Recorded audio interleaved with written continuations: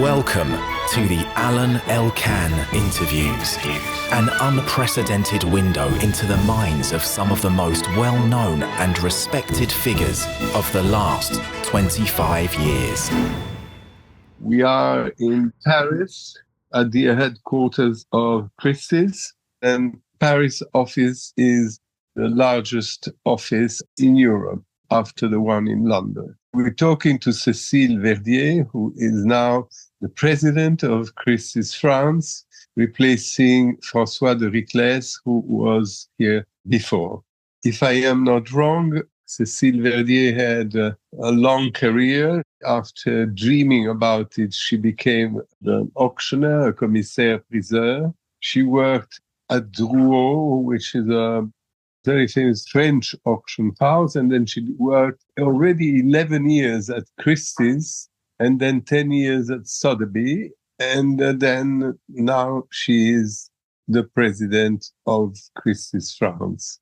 All these are titles, yes, but the synthesis of this is that you, in a family, good family, but that was not particularly interested in collecting art or objects, that was your dream since very young. And after having seen some museums and paintings and objects, you became passionate and you had the dream that you are now living, right? Yes, I'm lucky, which is not the case for everybody, to be able to do what you wanted to do. So it's a big chance in life to have encounter the thing for what you were meant to be. Especially when you succeed. Yes, but it was not planned. My parents were not collectors, but I was seeing a lot of things. Friends of my parents or family, other members, I've been lucky to see a lot of things. But yes, it was not a dream at the beginning to become an auctioneer, but to live with art, for sure. Because you still are an auctioneer, right? I have three hats, I would say, here. I am an auctioneer. I'm a specialist in 20th century design, and I'm heading this office. So there's three different things to do. They say that you don't like to say that you are the president. You like to say that you are the head of a team. Yes. The size of the Paris office, which is about 150 people. So it's not as big as New York or London, but we are part of that, the big one, the third big one. It's a good size to know everybody. When you are in New York or in London, when you have 600 people, while you are working in divisions, in group, and the president is presiding. Here, we are more a team. It's really a teamwork. I know everybody here, and I'm working with all the specialists, but also all the central function to make it happen. So it's not like to be a president who is alone on my nuage. It is really to work hand by hand with everybody, and especially the specialists, to find business. So I'm not bringing business for everybody or myself alone. I do that with all the specialists. So bringing business, selling business, thinking about the vision, what is the future for Christie's, for an office like us, of our size, which is a branch of a much bigger company, but with a great importance culturally, and also because our owner is French. So we'll come to that afterwards. It's François Pinault, and this company was created a long time ago in 1756, I think. Mm-hmm. So it's a very long story. You say that in your job of an auction house, and probably it was the same at Drouot and the same at Sotheby, the most important things are the clients, mm-hmm. and then the objects. And this is something that I would like you to explain a little better, because assuming you have an extraordinary Picasso painting, you will find the client. How can you find a client before the object? Of course, the two are important. We need objects and we need clients. If you do not have clients, you do not have objects, because what I wanted to say when I have this formula, it's we are a people business. We are an art business, but we are a people business. It's all about the trust that you have built with people, whatever they are, buyers or vendors, and trust you with the sale of their collection. So it's really probably one of the more human job that exists, because it's a lot about the trust and the way you build this relationship. That, of course, the medium between the people is art. And yes, I love art. I didn't know at the beginning when I was like 20 years that I would say something like that, because I was coming here for art and not for people. But I discovered during this long, now started to be long, way that it is all about people. So when you think client first, you really think, what do people see when they enter at Christie's? How do they feel welcome? what is an auction house. In Paris, we said the house. A house is a house. It's not an auction business, it's house. This word makes sense. We are in a home. I imagine that there are people who inform you. Let's say they say maybe this person died in South Africa, in Switzerland, or in America, and they have a collection. Therefore, it could be interesting for you to sell the collection for the family. Yes. So this is an information that you try to have. Yes. Or in the other side, how many people just come to you without you look at them, that they say, we have inherited this. Can you take care of us? So you have two different ways, but it's all about trust. It is trust on the Christie's name. So the trust that has been built over the years with the reputation of the auction. So this is why communication is important. The heritage, what we have done and what we do every day, but excellence, expertise, and etc. So people came to Christie's. Sometimes they don't know anybody. And in parallel, they come to you as a person because they knew you and they trust you. So this is the two. But when I say clients, it's how do you bring clients? It's all about trust in Christie's and trust in people. But you worked in different houses. Yes. It's a Drouot, but there is Philips, there is Arcurial, and especially Sotheby. There is a lot of competition between auction houses. There's a lot of competition. Well, something which is specific to France, if you compare with US or England. In France, you have Christie's, Sotheby's, but you have a lot of small auction houses, a lot. Drouot, it's not an auction house. It's many different individual auctioneer who share this space. So you have a lot of different competition. When you have a Picasso at 50 million, they're not everybody is on competition. You can have one or two or sometimes three houses only. But in London or New York, mostly it's Christie's, Sotheby's and Philips Bonham's a little less, but there are much more gaps than what you have here. Because the way to get business in France is also a lot linked to the estates, and the estates are coming via notaries, and notaries have all links with classic auction houses because they will take care of any evaluations they have, whatever it's a big collection with big paintings or just an apartment filled with normal stuff and your wardrobes and electroménager. So they have these links. So when they have something good, their first movement is to go to them as well. So our relationship is more with the clients themselves, the heirs, who really have developed link with all Christie's or individual people at Christie's to try to get the business. But yes, there's competition. It is competitive. It's very competitive. But maybe more in a way, more in France by the number of different people that work there in that environment than in the US or in England. Is there competition with the art dealers? Also. People trust more the auction nowadays or the dealer? There is a difference, right? Absolutely. Because the dealer establishes that X painting, they sell it for that money, right? Mm-hmm. Instead, the auction, you never know. I mean, it can go much higher or not. Or don't sell at all. There is a very different... There are plus et des moins for the two. So a client can say, well, I prefer to go to auction because I'm sure that I will have the good price because it will be the balance between the offer and demand. It's the price. And if I go to a dealer is buying to resell it. So an individual can say, well, if I'm selling to him, he will going to resell at someone else. So maybe I didn't have the maximum price because he's bought to be resold. Which is different at auction. It is mostly by private people. So there's this first perception. In fact, we are now in competition with dealers on another field. Is you have auction versus private sale also because we do a lot of private sales. So the dealers were competitors to us versus auction, but now we do also private sales. So we have added one more layer of competition with dealers. So you became dealers yourself? We are dealers as well.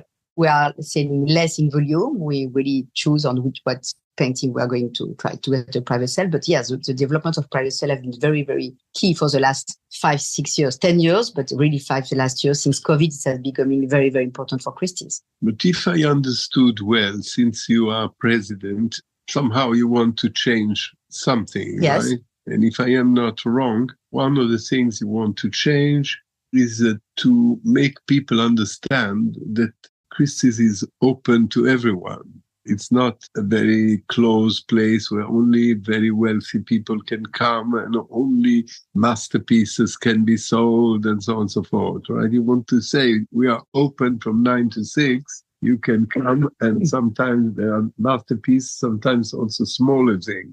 Yes. So everybody can come. So there's two levels here. One is about, yes, right? it is absolutely right. There's difference between the masterpieces on which the press usually communicates, the Empire des Lumières by Magritte that made over $100 million, and the day-to-day of an auction house in France or at Christie's in Paris, where the average price, I don't know yet for this year, but last year it was about 70,000 euros. So there's a big difference. Saying that at 70,000 euros, it's not exactly for everybody. I'm not blind. I know it's not for everybody. But what I wanted to say and try to develop with the team since for the last 5 years, is to say that we are not only selling pieces at 50 million, and you can find pieces, if you are interested, starting at 5,000 euros, you can find something at Christie's. So there was something about the price point, but there's not only about the price point, it's about the spirit.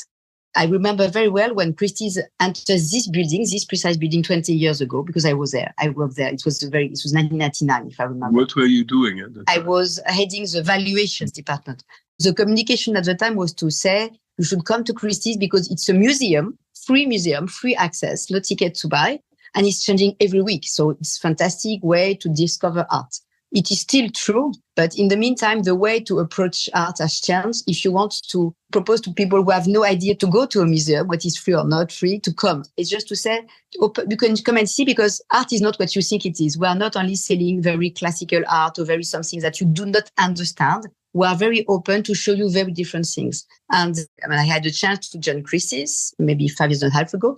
At that moment, we had the opportunity to increase our space downstairs with a gallery that was at the corner on the Avenue Matignon. And on these galleries, he gave us for the first time a big window outside. So his idea was to show, okay, we have a window. We need to show you from the street what we can see and to push you to enter.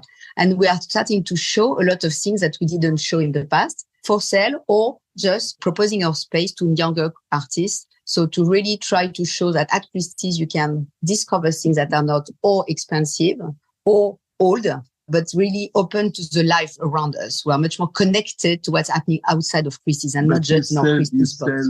Christie's, normally when one thinks of auction houses, obviously think about famous paintings or sculptures, but an auction house sells also wines, automobiles, jewelry, handbags, and so on and so forth. Yes, but it was about to communicate more on that, more communication on handbags and jewelry and watches and whatever, but also design. Design is a fantastic way to enter art because it's objects. So to show. You love objects, don't you? I love objects and I'm a specialist in objects. Yes. But objects is a good way to attract people.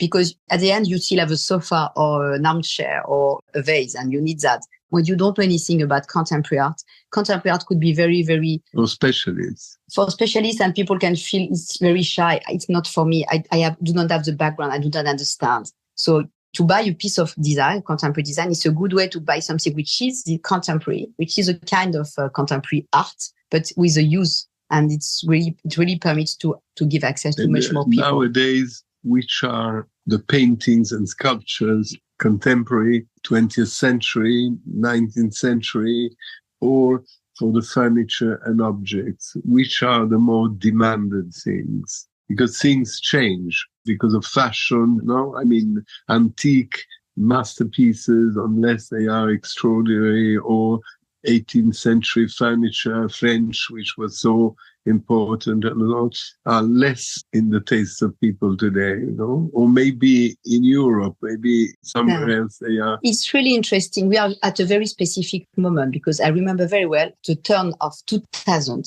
Well, 20th century design starts to become seen like antiques because it was for a new range of collectors. You can buy design because, finally, it's antique pieces. So something has changed in their mind to consider it as collectibles and not just decoration. So the prices went very high and started to be very post-war design, if I would say so.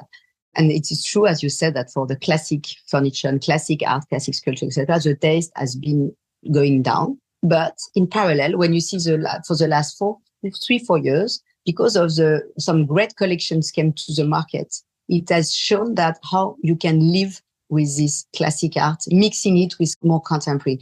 Maybe one of the best example is the Givenchy auction that we had in 2022. Hubert de Givenchy was a classic collector, but he was mixing with Giacometti furniture, but also some with contemporary art. But he was the chairman of Christie. And he was a chairman at Christie's. Yes, right, long time ago. But from that moment, the few collections that came on the market, the Rothschild sale last year again, show how much the Getty auction also.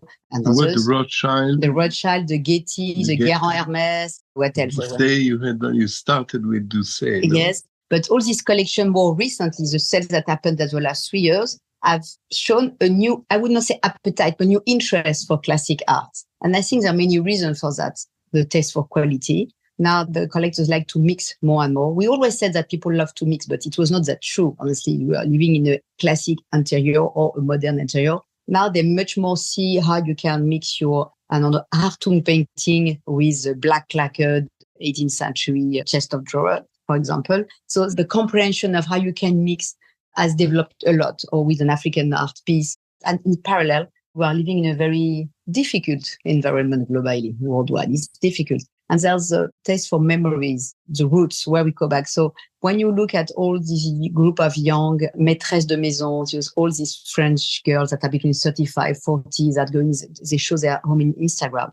You look at it, interestingly, it's not that much design. It's much more about classic art with, of course, flowers and an artist, younger artist intervention somewhere. But there's a taste that is, it's coming back. It's not going to replace, but in parallel. I think that the taste is less unique than it was in the past. So it was 18th century, and it moved to 20th century. And now there's a kind of balance, even if the big prices are really made now in 20th century for the design. For the painting, it's about the same. Well, the great prices are obtained, yes, in 20th century art.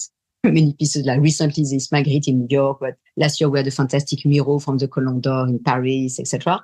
And in parallel, some great paintings, or master paintings, find a specific public who likes that, so at the top of the top. It's true that for the medium range market for classic art, it is difficult. But for the top quality pieces, there's really an interest. There are many offices of Christie's around the world.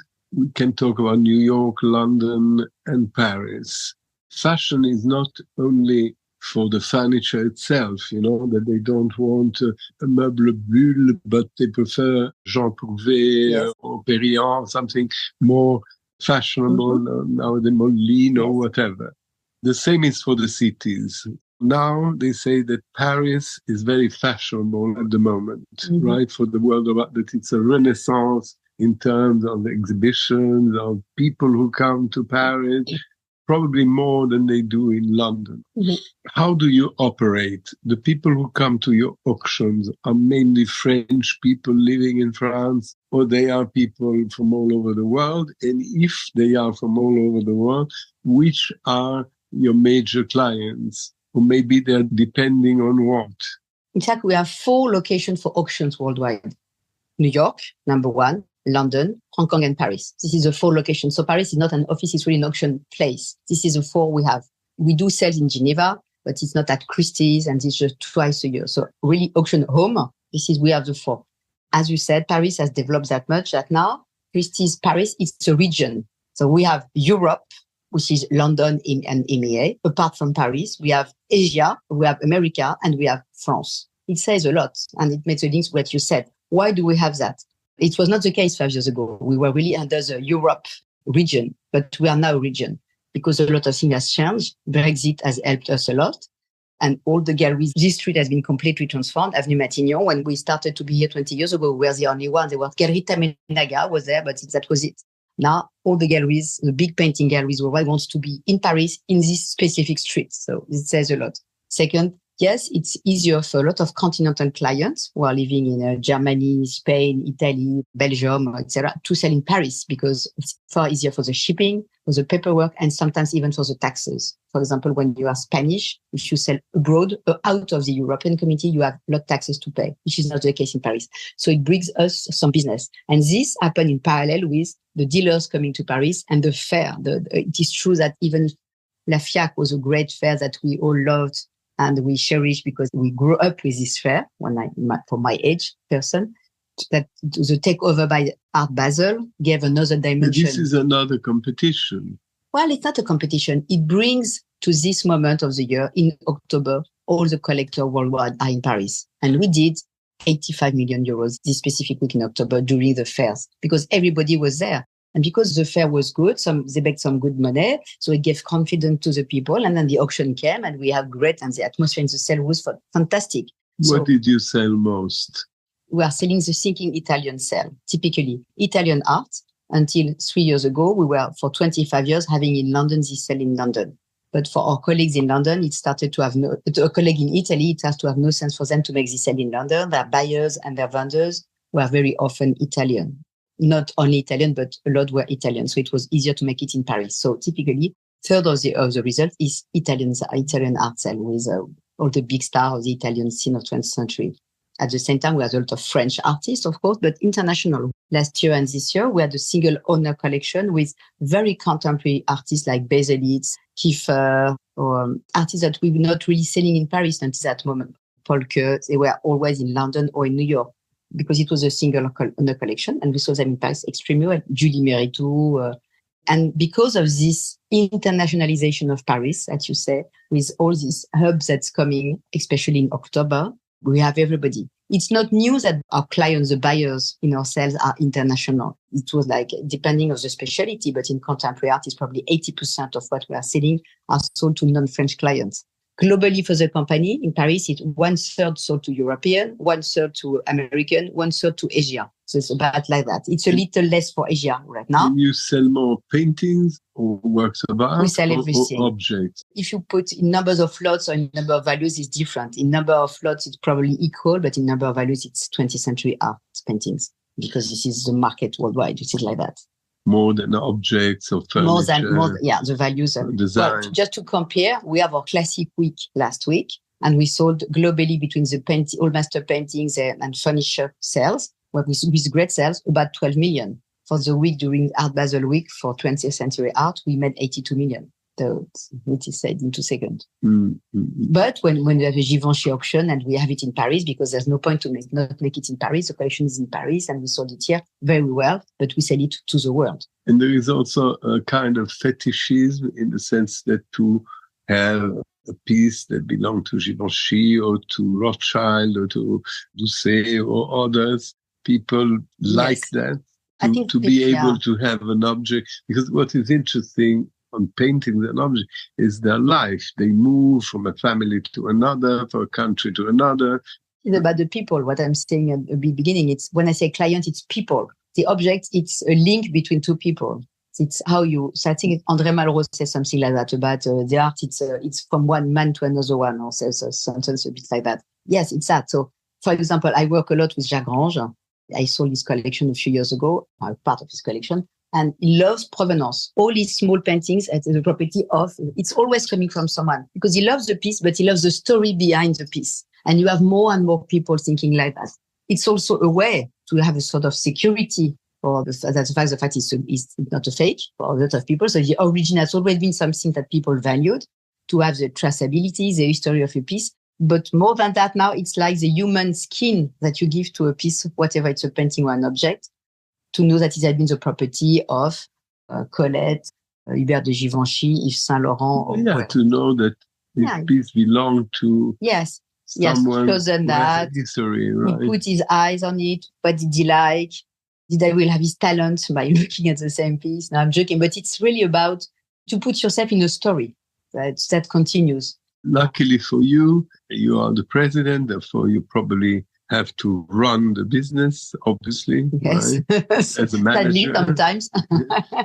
But in the same time, you keep on doing your original job, right? Yes. You are an auctioneer. Auctioneer and specialist. And I think it's a fantastic chance because you see the market differently. If you are an auctioneer, you are the contact until the end. So you are with your gavel at the end and you know the buyers, etc. But to be a specialist, it's a great way because I really understand what a client look at, depending on the specialty. But what is important for him? It's really about the quality and try to make him understand why this piece is important, or to take him out of a piece when you know it's not for him because it's not exactly his taste. You need to be courageous sometimes to say to a client, not your level. It's not something for you. It's nice to sell. We sell it. There's no problem with the piece. But honestly, regarding your collection, I think it's not something you should look at. So because you are a specialist, that you have this dimension. Big difference between Sotheby's and Christie's. You know better than me because you are out of the market. Being in the two company, it was 5 years ago already. So I think that Sotheby's has changed a lot for the last 5 years. I don't know. We are doing the same business. What is for sure probably on a bigger picture is that for many people, it was the same. And probably today, the two companies are more taking different ways. And that prepare me to be more different, seen differently from one to the others. But it is my perception from someone working in the business. So maybe better to ask someone from outside. Yeah, there must be also a kind of a difference that you have seen Monsieur Pinault, the owner of Christie's, from the very beginning to today. And if I am not wrong, since the very beginning, you admire him very much for the person he is. And this is a big difference. It's about the fact that the company is owned by someone who really is interested in art. It's a huge plus. But I see that every day. Mr. Pinault, Madame Pinault. They live in Paris. They live in Paris. They love art. They love Christie's, really. Mr. Pinault is coming not every single day today, but he's coming very often to see the exhibitions. They give you freedom. They give you freedom and they ask questions. They still are very interested. That's really interesting. So they understand the business. They are asking questions about art. Mrs. Pinault herself, she is always learning me something about, she knows much more than me about classic art and furniture. She has been a dealer when she was a younger. She has been a dealer in classic art. After all, a business, Christie's. This is a business. But they are also collectors. They have La Bourse de Commerce, Venice, and the Palazzo Grande. I mean, they do a lot of exhibitions outside of Christie's. Christie's is part of a larger ecosystem for them. But that really makes sense for them. It's not a pure investment. You really know that. You see that. It's very obvious that they understand what we do. Is it a good investment? Christie's is doing well? Christie's is doing very well. It's doing really well. Well, the market is not that it was last year or 2 years ago globally, but in Paris, we make a better year than last year. The market is good. It's about securing the collections, being specialist not only on the object, but on the price, how to put the good level of good estimate, which is an expertise on itself, to be able to value the pieces properly, to promote the pieces properly, and then we will make a better year than last year. How do you make the evaluations? That's a good point. Because they can change, obviously. Of course, right? The market is changing very quickly. From one season to the other one is changing. It's really about looking at the market, the last results for sure, for comparable. It's not always comparable, but something that it's in spirit. So looking at the market, going to speak with your peer, to speak with the dealers, to go at the fairs, to understand what's happening, to see the pieces, to see your client, to ask to your client, what did they buy? What do they like? Why they buy? What do they don't buy? So you make up your mind with all these, So the estimate is a combination of all this smelling of the atmosphere due to all the conversation and the intel you get from the market and the mathematic reasons of the last sales. And you not just look at your sales, of course, because between Paris, New York, Hong Kong, you have many sales, you have sales all the time. So you can really adjust. But you need to adjust and you need to make understand to your vendors that if you do not adjust, there are reasons that maybe you will not sell. Or sometimes, and pretty often we say, sorry, thank you, but no thank you. We don't think it's worth the price you want, so we don't take. So it's always to value the risk and the number of risks you want to take in an auction because you really want this piece, which is a masterpiece. So client is a bit greedy. You think the estimate should be a bit lower, but you take 1 or 2 risks in an auction, you're not taking 50 to 55 risks. So it's about adjusting and guessing. And when you don't sell, there's a lot of complaint. Well, I think that the best thing when you don't sell is, have we done everything we can? It's an obligation de moyens. Have we done everything we can? Did we value it properly at the beginning? Yes, because everything can happen. You can have the good values, the good estimate, but this day, the 4 collectors for this artist, one died, the second one lost a lot of money on the trade market, and the last one didn't hear about the auction. No, anything can happen. But if you have done everything well, is valued properly, promote properly, spoken to all the clients possibly for that, you have done your job. So I think that the client mostly, they respect the job that has been done. If you think that the job is not done, it's another subject. But very often when it doesn't work, they feel the job behind them. And sometimes it doesn't work because it's not the moment. This is the magic and the anxious of the auction market. But this is what it makes it magical, because the conjunction of planets sometimes is fantastic. You have an event. I remember last year when we have the Rhino Crater by Alain that we saw for about 20 million. 2 hours before the auction, we had no phone lines registered for this piece. It was estimated like, I don't know, 5 to 8 million. For us, the value was about 10. Also, the estimate was reasonable, and we had nothing. But like always, everything is coming at the last moment, at the very beginning, and there was nothing. But 1 hour before the auction, one registered, the second one registered, the third one registered, and the show must go on. But it's coming really at the last minute. But the value was a good one. It could happen that one of the three, for any personal reason, couldn't come, and the price would have been different. So the magical moment, this is probably what makes the auction exciting for the public. And what is really fantastic with a big fair in October is to see that it brings back to auction rooms so many people. The room was packed, and there were bids in the room. So it was not just people on the phone. It was bidding, strong bidding in the room, not just the vendors attending the auction to see how much we're going to sell. But you said that you started when you were young. Yes. You were fascinated by the luxury of the auction room, yes. right? You like all the cinema around it, right? Yes. The chairs, the people, the atmosphere, the black tie auction sometimes, and so on. Yes. But many more people come to the auction physically, or they do it on the telephone? Well, most of them are on the telephone or online. We do a lot of online sales as well now. So we have half of our sales are pure online sales with no auction. And the second part are live sale. And not all the live sale bring a lot of people. But the idea is to have less live sale, but make events for that, to really organize them as an event. And it's because you have the material at the good moment. So, it's a collection. The Givenchy auction was completely packed and crazy. But people who don't understand much, they say this painting, and you say this painting can be between 10 and 15. But the client can say if it doesn't reach 10, you don't sell it. So that's the way it is. Because not everybody knows. You know, my readers, not everybody understands. You're absolutely right. Yes. Mechanism. That's a very good point. How is it? A person comes with an object or a painting. You made an evaluation, right? And I guess you say from to. Yes. That's a very good point. The first thing is an estimate is we think from our experience, if you compare the piece with object in the same range, that the estimate is between like 5 to 10 or 10 to 15. Because, the last one made 15, another one made 12 a few months earlier, another one made 25, but just one time. So due to the more quietly of the market right now, it's better to estimate 12 to 15. And for the buyer, if he's coming, if it's put a 12 to 15 in the catalog, it means that the price should be in this range. The vendor is not vendor under this estimate of about 12, or it could be a little less 10, but in the range of that. But then there's no upper limit. We encourage the people who come to ask questions. Do you think there's a lot of interest? Oh, yes, we have 5 telephones. So yes, we think it's going to make more than the estimate. We feel that it could make maybe 30 or 40,000 because there's a lot of interest. Oh, but does it worth that? Well, there were an exhibition by the artist at the Kunsthalle or in New York at the MoMA, like the Thomas Shooter recently in New York that I visited in October. Well, you had the exhibition, so the quote for Shooter is better today. So maybe, yes, there's a lot of interest, there's an activity. So do you think I should, follow the sale? But I suspect it's going to make more than the estimate. So it's something we can say. We are not, so just to try to guide the client if they ask us. So we can only encourage the client to speak with a specialist.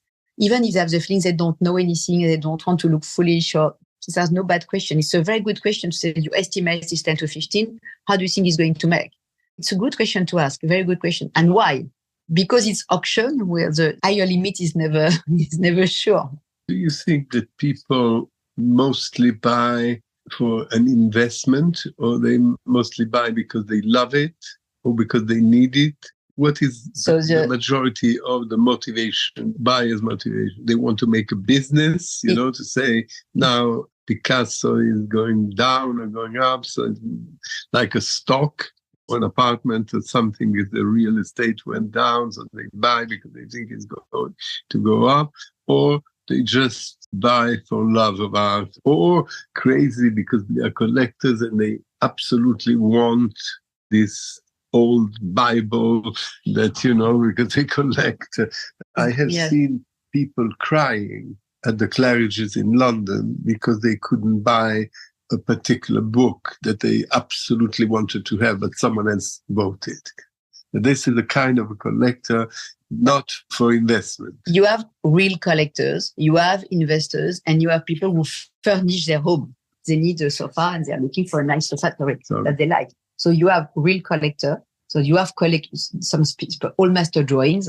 It's really a world of collectors because it requires a lot of investigation, research. It's pretty intellectual and it's really a domain of connoisseur. In 20th century design, you have people who furnish their home. I need a desk. There's a fantastic desk by Jean Prouvé or a fantastic Charlotte Perriand table, dining table. I'm looking for a dining table. It goes with the range of my way of life to have a table that worth 80,000 euros. I buy it, etc. But I know that at the same time, she's a value, she's a kind of investment. And for other people, it's pure investment, which is more the case for paintings and more. But all the buyers are not investors. They really like. They try to, of course, when you start at a certain level of price, they try to be sure they're not buying something for a crazy price, which is completely disconnected with the value of the artist.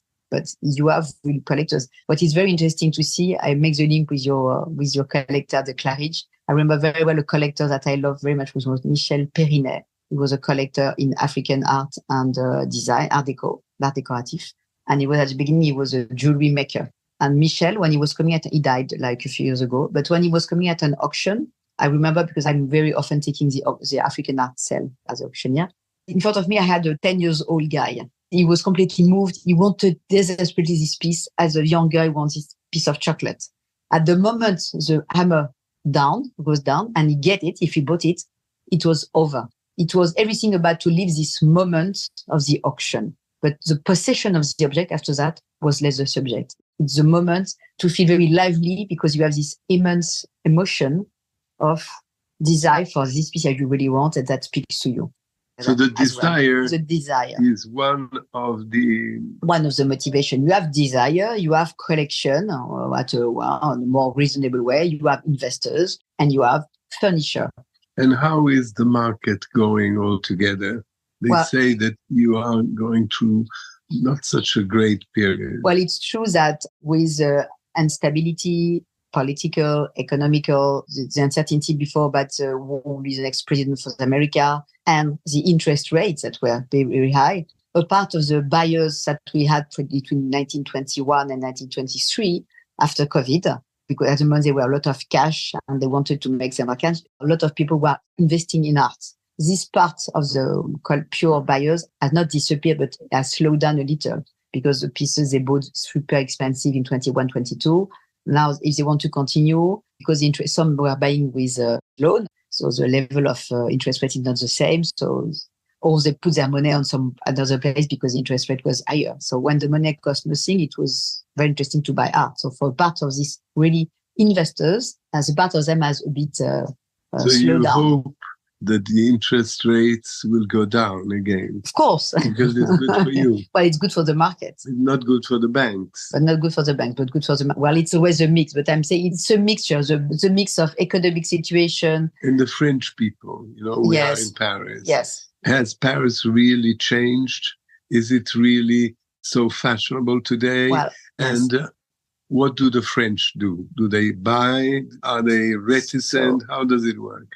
We smelled for a few years that it was coming, but this year was absolutely crazy. And you had the Olympic Games, you had many things. Yes, there were all these things. But I remember when I moved from the other house to Christie's, when I had a 1-year gap. I said, well, I'm going to be able to see all the exhibitions in Paris. I couldn't. They were too much. I couldn't see every exhibition unless I want to do twice a day, every day. So what we're proposing, the offer is great. The offer for the exhibitions, the dealers, there's still so many dealers, not only 20th century dealers, you still have Antiquaire, a lot of the Rive Gauche, the flea market, the decorators, the restaurers. So there's a big ecosystem about art that gathered together that existed for years, but it's more and more because people from abroad want to be part of this show and come and run here. You have more Italian people in Paris. You know that better than me. You have more Swedish people in Paris, and you are in coffee, even in some more not in here, which is a very central part of Paris, but you hear English all the time. It was not the case. So yes, it is much more international. You're not talking about Emirates, Arab people. No. I'm speaking about... these people are not buying a lot. No, they are buying, but they were there before. Because also the money yes. moves. Yes. Right? And new wealthy people new wealthy countries, less wealthy people. You probably know this too. The yes, clientele changes. Today, there are many more young wealthy people than there were before. Before, the parents collect, but not the children. Nowadays, sometimes the children are much more wealthy than the parents because of the startups and the new economy and all that. So there's a lot of new type of clients, younger clients for sure. And it's something that started with COVID. Because with the move of sale online, we proposed them a way to buy art that was closer to the way they buy in general. So they were at their home and they were scrolling the sales and they discovered they can buy at auction prices for very interesting prices. They started. And we have now the medium age as really is much younger than it was before. They are not buying the same thing. Yes, they are buying design, photography, contemporary art more than books. But it's true that we have, and of course you have the wealthy people. Remember when we had this crazy NFT piece we sold for 69 million. I remember it was a crypto money guy that bought this piece. What was that? I see the piece. It was in 21. And I remember the painting, but I can't find the name of this artist anymore. Anyway, the big prize that has been obtained for pure NFT art, which is 1,000 lives. The name of the piece is 1,000 lives, but I don't find the name of the artist anymore. It was a pure digital NFT piece, $59 million, and started the bid at $100. So this new type of collectors. But what is interesting to see is that in Paris now, we are selling to 83 different countries. So it's not 20 or 50. You sell also wines, cars, jewelry? We do not sell wine in Paris. We sell jewelry a lot, but we do not sell wines. And we will sell cars soon because Christie's announced earlier this season that we at partnership are buying Gooding, which is an American company for cars. So we will sell cars. And what do you want to change? Here? Yeah. What we can't continue to change all the time in Paris at Christie's is to say how much we are wants to change. To continue to say that we are selling art. We are an art auction. Art could be very different thing. When you sell an handbag by Hermes, sorry, not Lalanne, I'm upset, by Hermes, you can sell it as a piece of art and not just as a bag. We are selling art. What we do during the opening of the fair, we commission an artist to make an in situ art, land art by Felice Varini in our spaces downstairs, which is a large open space where everybody's going through. We put that. It was a way to reaffirm that we are an auction house selling art. We're an art business. We're selling luxury good, but as art, because we are really convinced, and I am convinced that art is something different than luxury. And this is something that elevates us every day. It gives you another dimension to your life. And this is what I really want to be able to achieve, even if Paris is smaller, but at our size, is to show how much art changes your life. And you can have a much better life if you live it with art. And art is not always pieces that worth 50 million. You can have art at 1,000 at the flea market or Drouot and 5,000 at Christie's. So you can be part of that. It's open. It's just you, and we are here to open you and to show that you can be part of this show. And this show makes your life a bit more interesting. Maybe something I would have loved to say is that my passion with art isn't someone else. I'm at the board of the Musée des Arts Décoratifs in Paris for 10 years. Musée des Arts Décoratifs, I'm as a board member of Musée des Arts Décoratifs. Right. And what is interesting is that it's not an auction at all. There's no link with what I do at Christie's. The link is that, yes, it's how to make people come into the museum, what shows they do to bring interest, but it's completely different. But it's a fantastic way to be connected to the museum life. And what I've discovered in my job at Christie, which is different what I did before because I was not at the head of it, is the relationship with the museums and to understand really deeply how we are part of these bigger things than just the art market. It's really about art. And to be on this board. So what is your relationship with the museums? Well, typically they are buyers. We sell things at museums or we help them to try to find buyers for pieces they try to buy. So we take tables at all their dinners and we support financially. But we are really understand we are much more closer to the curators than it was in the past. In the past, it was very two different worlds. It was like disgusting for curators to speak with the market, that it's we do not want to mix. And now they understand how much we can bring to them. We can bring some knowledge on some pieces. We can bring some research on that provenance of a piece they have in their museum. So there's much more conversation with the museum. And I think it's very interesting. When you talk about museum, being Christie's, Paris, yes. France, you talk about French museums. Well, of course, my job every day here in Paris is really with Orsay, Le Louvre, Centre Pompidou, Musée des Arts Décoratifs.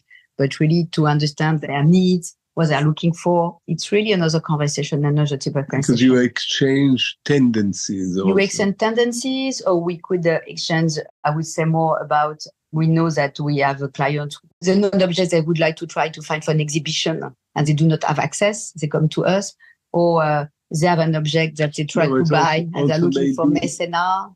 Also maybe, now you talk about the Louvre and these museums, but let's say take an example. At the moment, there are two big exhibitions in Paris of two big movements. One is the Surrealist at the Pompidou, and the other one is Arte Povera at La Bourse de Commerce. So probably people in this moment are looking at that and therefore may be interested also in auctions about it. Yes, it is true. There will be David Hockney, a new big show at the Fondation Vuitton in the spring.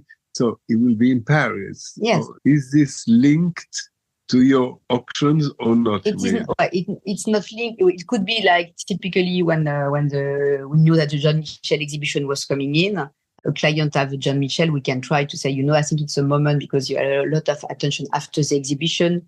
Maybe it's a moment to try to propose your painting at auction because there's a new interest for that.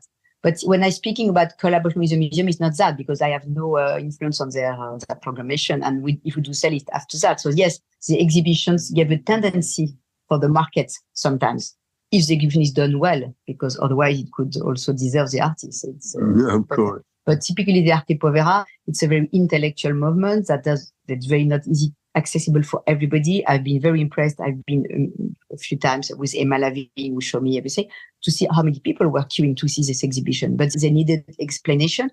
But most of these artists are not artists who are selling at auction. So it's completely different. But it's a way, it was Italian art. And that was interesting for us to be able to bring some of our clients to this show at the moment we have the Italian sales, that's for sure. But when I speak about collaboration, it's more to understand the tendency of the market. And more about financial aspects when they're trying to find mécénat. Do you know client could help us to buy this piece? This is where we can help them. And my role at the Musée Décoratif is more, how can we You're still in the board of Yes, I am. I'm the vice president of the museum. So it's more clients that I know, international clients that I know, try to make them interested in this fantastic museum that is very embodied the French art de vivre. Their collection. Or to support the museum, more to support the collection. To support the collection. So you fundraising. Yes, helping the fundraising. Or typically, it has been announced early this month or last month that there will be at the Art Décoratif a big ball, the kind of Met Gala, French Met Gala, a big ball at the Musée Décoratif next year. With a theme? I can't say for the moment. But Sofia Coppola will be the curator of the ball and the dinner. Sofia Coppola. So it says something about the way, and it's due to the mécène and someone that I know for a long time, Jean-Victor Meyers, who loves this idea to do a ball. And I say, well, hey, come to the museum, we can do that. So this is how we can work with museum and help them, because the Musée Décoratif, for me, it's a great museum. And I love it because I learned so much here when I was learning for my future. I spent hours and hours trying to register lot by lot, object by object, to understand. So you also went it's a way to give back. You went to the Victorian Albert. Oh, many times, of course. Of course, I went many times, but it's bigger. But I went many times when I started at Christie's in 1997. I was in London. So yes, I've been a lot, of course. I'm completely traveling around all the time because Christie's Paris is not just isolated. I'm at the board of the worldwide board of Christie's, so I'm really working with everybody. You have a general idea of the. It's an integrated company, completely international and integrated, and our clients are coming from everywhere, and we work with everybody. So it's not just French. Thank you very much for this conversation. Alain Elkann interviews.